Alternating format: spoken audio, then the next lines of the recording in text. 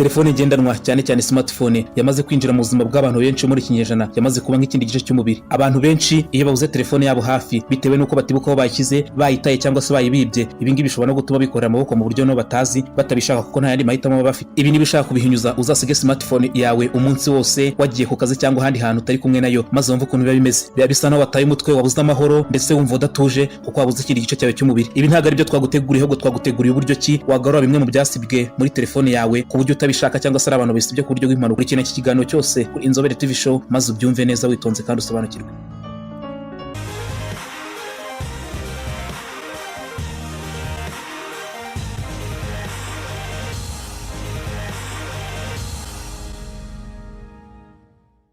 Twongeye kubashimira abakunzi ba Inzobere TV Show. Nkuko mumaze kubimenyera, iyi ni channel yanyu ibagezaho byinshi muri technology, ikoranabuhanga ndetse n'ibindi, by'umwihariko ibintu by'ingenzi tuba twabateguriye by'imimaro myinshi mukwiriye kumenya. Uno munsi rero tugiye kugaruka ku bintu ushobora gusaba muri telefone yawe utabishaka cyangwa se ubishaka cyangwa se urundi muntu abisibye kumva birakubabaje cyangwa se bikaba byari bigufitiye agaciro. Smartphone ni igikoresho kitubikira ibintu byacu bya buri munsi kandi byinshi cyane. Gishobora kukubikira ama-email cyangwa se ubutumwa butandukanye, kikakubikira amadokima cyangwa se message, kikakubikira ibintu byinshi ku rwego rwo hejuru, harimo amafoto muri iki gihe rwose icyo kintu cy'ingenzi kigezweho. Abantu benshi usanga bakunda kwifata uduselfie, amafoto menshi atandukanye, bakumva babikunze cyane, bakumva bahora babireba bitava muri telefone yabo. No munsi rero tugiye kugaruka ku buryo cyangwa se ukuntu wagarura amafoto yawe bayasibye. Nanone kandi ushobora kuyitiza umuntu cyangwa se akayifata agucunze ku bujisho akajya kwifotora akayasiba akibwira ko aguhimye, ariko ibi ngibi ikoranabuhanga ryarabikemuye rwose. Ubu munsi nanone tugiye kugaruka ku buryo wahita ubona ayo mafoto yasibye, yaba bishaka cyangwa se nawe atabishaka.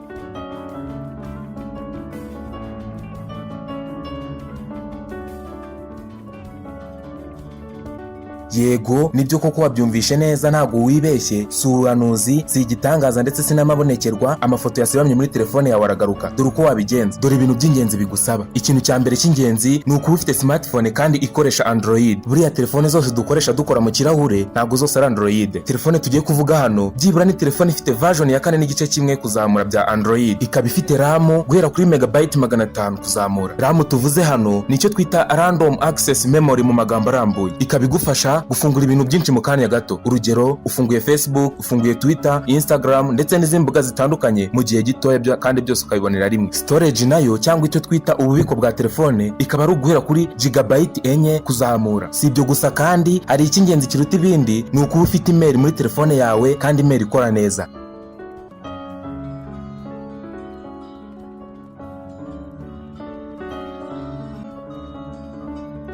Ikintu cya mbere cyo gukora kugira ngo ugarure amafoto yasibwe muri telefone yawe ku mpamvu zose twakubwiye haruguru, jya muri Play Store yawe cyangwa se hahandi dukura ama-application muri telefone yacu, wandikemo Disk Digger Photo Recover. Dore uko bikorwa. Ngiye muri telefone yanjye nshatse ahantu handitse Play Store, ngiye muri Play Store nshatse aho bandikira, nanditsemo ijambo Disk Digger Photo Recover. Ingiyi barayimpaye, dore ingiyi ukuntu isa, ukanda hano ukayestara. Ngewe ntago ndayestara kuko nsanzwe nyifite muri telefone yanjye. Iki ngiki ni igisubizo cy'ikibazo nibazaga mu bwana bwanjye ubwo twebwe nk'umuryango nari nkiri mutoya cyane. Inkuru mpamo yambayeho ntunseka kuko nayo byakubaho. Twagiye gusura ahantu, umwana afata telefone ya sayidutije asiba amafoto yose. Ahangaha nibazaga ibibazo bibiri, mbese ntago ari bumbeshyere, turakubitwa inkuru zingana iki, ndaza kurira gute nsebe mu muryango bivuga ko ncokoje telefone y'abandi. Nyamara ubu buryo ntago bwari bwakaza. Mbese koko amafoto yasibanye muri telefone yaragaruka? Ni iki kibazo nibazaga. Ariko muri uyu mwaka, muri iki kinyejana tugezemo cya Android system version, amafoto yasibanye muri telefone yawe aragaruka. Bigenda gute? Turagushimiye cyane ko ukomeje kudukurikirana neza, nibyo ho kandi wumvishe neza. Iki kibazo nibazaga ntago uzakibaza mu gihe ugifite Inzobere TV Show yawe. Nyuma yo kumanura iriya system twakubwiye haruguru cyangwa se gahunda ya mudasobwa yitwa Disk Digger Photo Recover, bazakubaza ibibazo byinshi cyane. Uzirinde gukora kansa cyangwa se kwanga gusubiza ibyo bibazo. Ibibazo bazakubaza byose uzabyemeze. Nyuma yo kurenga ku mapaje 3 ya screen ya telefone yawe, 3 steps of screen, bazakubaza niba ushaka kugarura ibyasibanye muri telefone yawe. Bazaguhitishamo ushaka kugarura ibya vuba cyangwa ushaka kugarura ibya kera. Nta gushidikanya, birumvikana ko uzahitamo kugarura ibya vuba niba ari byo ukeneye cyangwa se ibya kera bitewe n'amafoto wabuze igihe wayaburiye. Kugira ngo bitagutinza rero uzahitemo kugarura ibya vuba, kuko isemo kugarura ibya kera yagarura ibya kera igihe wari ukiyigura. Selfie ya mbere wifotoye cyangwa se umuntu wa mbere mwifotoranyije muri telefone yawe nshyashya. Iyo umaze guhitamo kugarura ibya vuba, iyi gahunda ya Disk Digger Photo Recover itigarura amafoto yose ukayabona neza nk'aho akiri muri telefone yawe. Abarimo koko nibyo. Ubu ni uburyo bwa mbere Inzobere TV Show tumaze kukubwira bw'ukuntu wagarura amafoto yasibanye muri telefone yawe. Komeza ukurikirane iki kiganiro neza witonze, ntihagire na kimwe kigucika, wumve n'ubundi buryo bukurikiraho.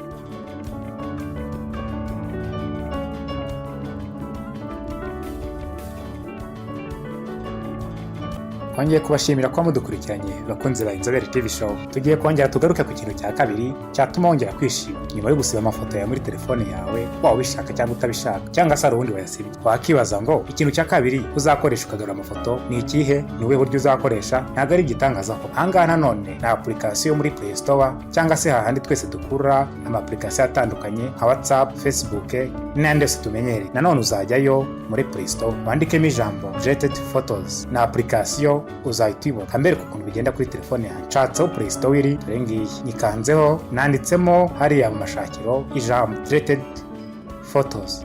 Application dore ngiyi iraje, uzayidownloadinga. Numara kuyidownloadinga uyinstall. Nyuma yo kuyinstall bazakubwira ijambo scan nkuko dusanzwe tubigenza mu gihe turi kohererezanya ibintu kuri Zenda. Naho bazazana akantu kameze nka scan, uscan uzakareke tutegereze. Burya kazaba kari gushakisha amafoto yawe yasibamye, kazasikana hagati y'amasegonda 8 n'amasegonda 30. Ntuzarambirwe ngo yatinze, oya, burya igisubizo cy'ikibazo cyawe kizaba cyenda kuza nyuma yo gusikaninga igihe kingana n'icyo twakubwiye. Ariko nanone bishobora kuzajya munsi bitewe n'urwego rwa telefone yawe. Nanone kandi telefone yawe niba ifite Android iri hagati ya 4.1 n'8, birumvikana ko izati niba Android version yawe iri hejuru y'8, gusikana rwose bizihuta nk'akanya ko guhuha. Nyuma yo gusikana, application yawe izakubwira ijambo show picture. Show picture uzahita ukoraho ya mafoto yawe yari yasibamye, bya bintu byose wari wabuze. Ahangaha rwose cya gisubizo kizaba cyabonetse.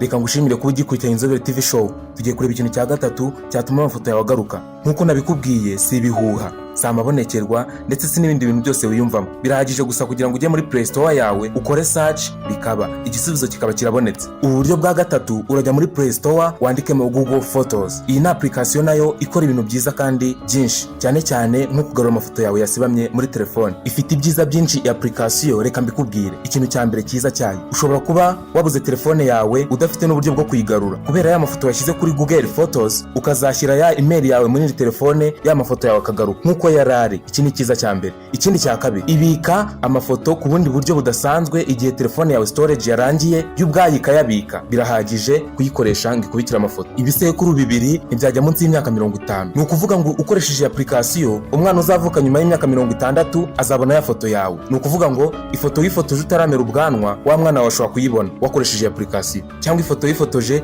ukiri muri primaire utaramenya uburyo bwo gusuka imisatsi, bakogosha umusatsi wose bakawumaraho, ibyo twita urupara cyangwa se skin head. Reka nkubwire uburyo ikora. Iyi application iyo ifite muri telefone yawe, uyikandaho ukayinjiramo, hari ahantu handitse archive na trash ndetse n'utundi tuntu twinshi. Ariko ikingenzi ngiye kukubwira ni yitwa trash, kuko hano ushobora gusiba ifoto ukajya muri trash ukayibona. Ese wakibaza ngo trash korite ni nk'icyo twakwita recycle bin muri machine yawe, handi usiba ikintu, yaba application, yaba folder, yaba ifoto, ukajyayo ugasanga irahari, ugakora icyo bita restore ikagaruka. Ni Google Photos niko ikora. Iyo ugiye hariya muri trash ubonamo ya mafoto yose wasibye, ugakanda kuri ya foto ugakora ku cyo bita restore, ya foto yawe iragaruka. Iyo ushaka kuyisiba permanently cyangwa se uburyo buhoraho, ujya handi muri trash nabwo ukayisiba, gusa uburyo si bwiza.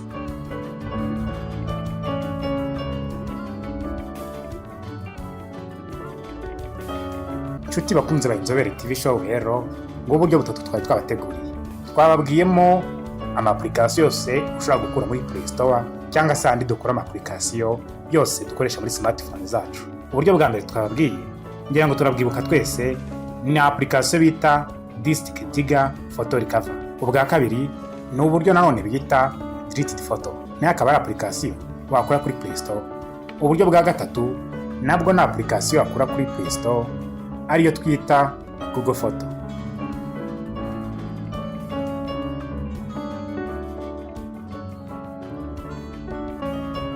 Bakunze ba Inzobere TV Show, twongeye kubashimira kuri iki kiganiro mukurikiranye. Niba warakoze subscribe turagushimiye cyane, kandi niba utarayikora nicyo gihe cyawe cyiza cyo gukora subscribe kugira ngo ujye ubona ibindi biganiro tugutegurira ku gihe, ndetse ugakora no kukazogera ukajya ubibonera ku gihe. Niba hari umuntu uzi ufite ahuri n'iki kiganiro, wamusharinga biremeye cyangwa ukamusangiza. Ndetse niba ushaka izindi video zacu twakoze ku bintu bitandukanye, harimo byinshi ku ikoranabuhanga, uburezi, uburyo wafasha abana, ubuzima n'ibindi bitandukanye, reba hasi muri video ubikurikirane, ndetse ukore like, share and subscribe. Inzobere TV Show, feel you like hope and knowledge.